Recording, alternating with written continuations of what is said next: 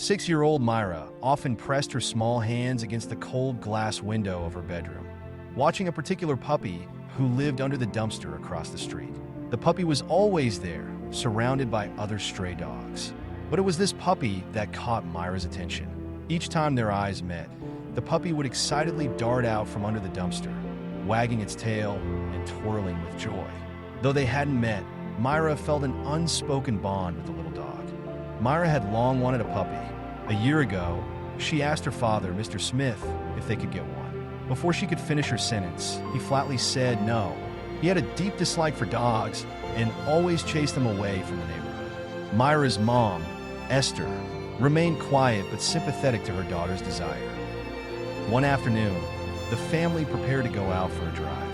Mr. Smith was fastening Myra into her car seat, as usual.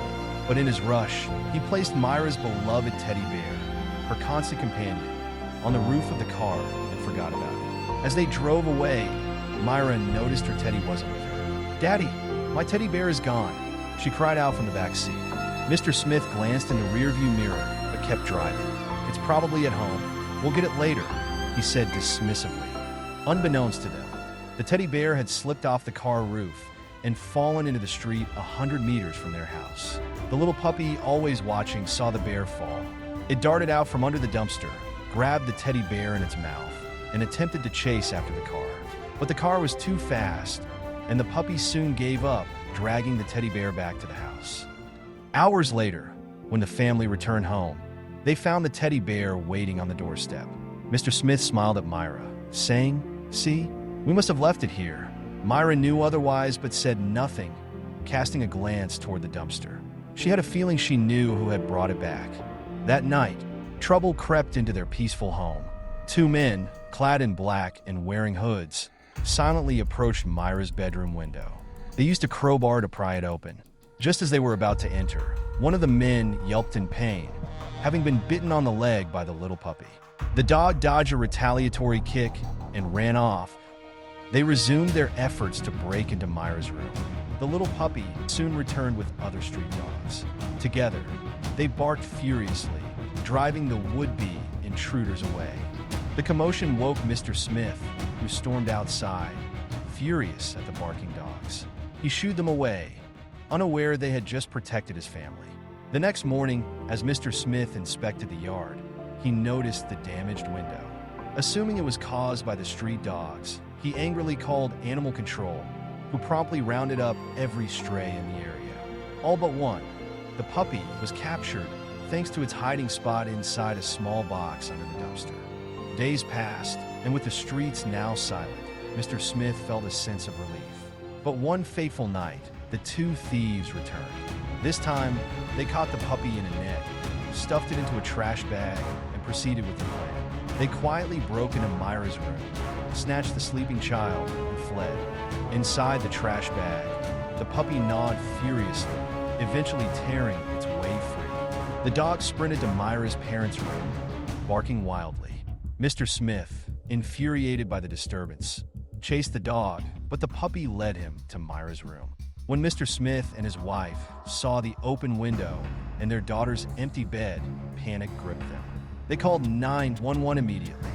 As the police arrived, the puppy barked incessantly, running a short distance and then returning, as if begging them to follow.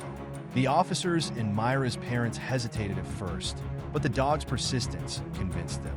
The puppy led them to a dark, vacant lot where they found a suspicious van. Inside, they discovered the two thieves hiding among stolen goods and rescued not only Myra, but 4 other kidnapped children. Tears of joy flowed as Myra was reunited with her parents. They looked around, searching for the heroic puppy, but it had vanished. Back home, the police reviewed the family's security footage.